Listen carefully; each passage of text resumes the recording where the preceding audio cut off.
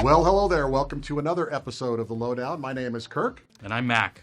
And we're going to chat a little bit about some of the changes that are potentially coming with CFPB. And I'm going to hand this one off to you because you seem to be a little bit more informed than I am on this. Yeah, absolutely. There was a blog post written by the CFPB sometime last month, and it was taking a look at junk fees, according to them.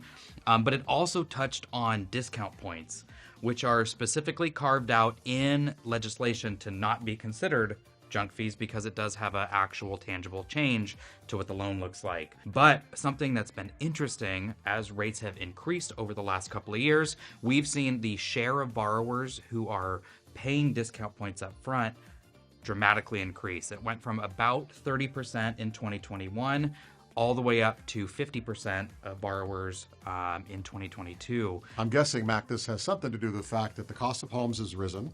Mm-hmm. So when you get into a bidding war and you got to not only come up with a normal down payment, but you're going to pay $10,000 or $20,000 or $40,000 over asking, at least at one point during that time frame. And you got your closing costs. So I would imagine some of this utilization of discount points or premium pricing was to help defer some of the costs for the borrower as they're going in to come up with all the cash necessary to Yeah, absolutely. And with the rising rates and uncertainty on where rates are going to fall, this is a hedge for a lot of borrowers against having to refinance sooner in the future because a lot of borrowers are feeling like they will not have that opportunity. So I can pay a little more upfront right now and save on interest monthly over time, because it does feel like we're in this kind of new normal. And over the last, year and a half, I would say that has been a really good play for borrowers who can do that. So I'm curious, and maybe our viewers are curious, what is the CFPB's concern with this practice?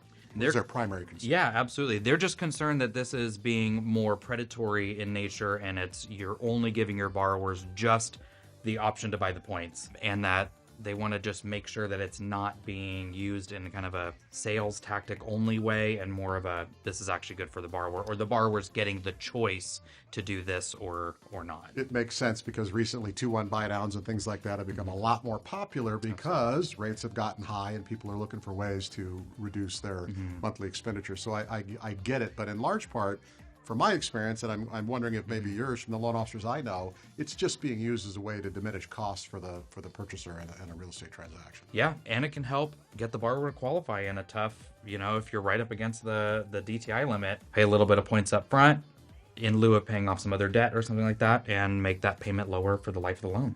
Well, I guess the point here is be aware the CFPB is looking at this. There could be some direction that they give in the future, and we will have to pay attention to that. And if it happens, we'll bring it to you here on The Lowdown. So if you like this content and the other videos we do, please check them out and like, share, and subscribe. And for more great content like this, check us out on knowledgecoopplus.com.